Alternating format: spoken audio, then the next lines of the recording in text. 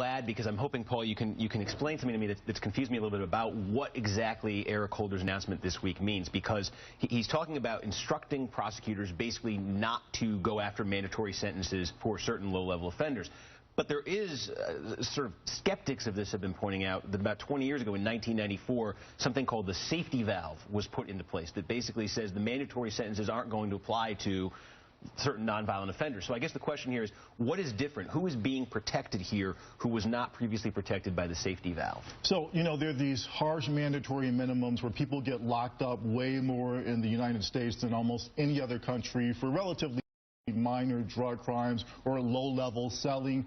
What the first safety valve back in the 90s said is if you meet these conditions, and there were a bunch of lines you had to cross, then a judge maybe could consider not giving you the most time.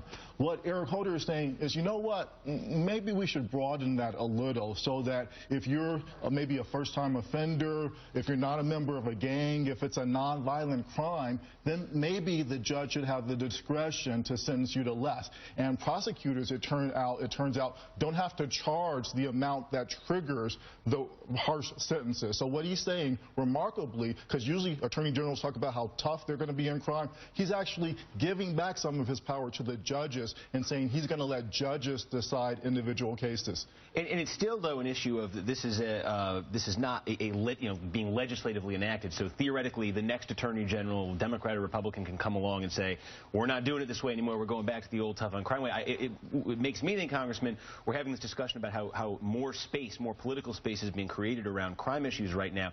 Is there space to do sort of legislatively what Eric Holder talked about this week? Do you anticipate something like that maybe happening in Congress? Well, absolutely. This is a step in the right direction, but Congress has to now complete the job. And as you indicated, you've got senators on the right, Rand Paul, Mike Lee, who have expressed support for reducing mandatory minimums, changing the sentencing disparity, giving federal judges more discretion.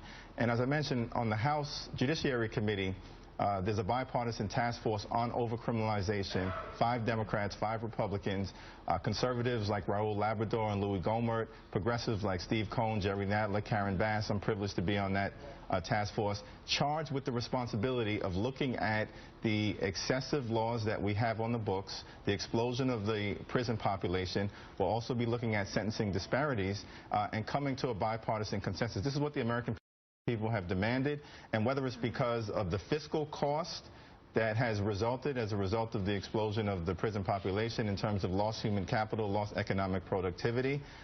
The Christian conservative right has taken an interest in this from a compassionate standpoint. You've got the libertarian strand, and of course progressives view this as bad for America. And so there really is a meaningful opportunity to do something legislatively, and hopefully this is the first step in President Obama reaching out, showing some leadership on this issue and bringing people together in a way that we really haven't seen in Washington for the last several years. And that is a theme we're going to pick up, the bipartisanship, in a subsequent segment of the show. But I want to get to one other question that comes to my mind here. Look back at 1994 when we showed Bill Clinton endorsing 3 strikes and out back in 94. This is a poll from CBS and the New York Times in September 94. What is the top issue facing the country, people were asked? Crime, #1 issue, 26%.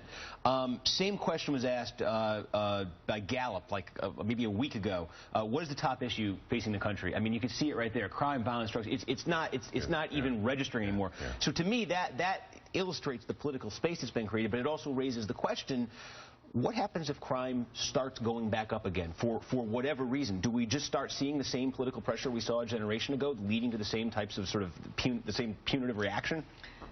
You know, I think it has to do also with demographics. I think the baby boom generation aged out of crime, and the generation that followed it was smaller. So there were smaller number of people that were prone to committing crime. So I don't think we're necessarily, the millenniums are coming online, but I don't necessarily think we're going to see the kind of violent crime. I think we have put in measures that will prevent that, and then you got to deal with the here and now. And I think now there is an opening, and I wanted to ask the congressman, will we see legislation this fall while Eric Holder is still in office, while the president still has some clout before we get into election year madness? What is the timetable? Well, I do expect that we will see some legislation, if not this fall, perhaps some efforts before the end of the 113th Congress next year. Okay. I know Congressman Bobby Scott, Congressman Jim Sensenbrenner, who are leading the task force, do have the charge to eventually come up with legislative proposals that has bipartisan support. And again, you know, this is also going on at the state level. Texas, Ohio, Pennsylvania, South Dakota, Georgia, New York, red states, blue states, as Eric Holder pointed out. So there really is some momentum to tackle this issue in a way that's good for America. What, Sensenbrenner, the Voting Rights Act, sentencing reform, are you sure he's still a Republican? Yeah, we're going to have to check his registration card when we get back to Washington, D.C., but we're thankful for it. Yeah. All right, well, I want to thank Congressman Hakeem Jeffries for joining us today, and Paul Butler as well. And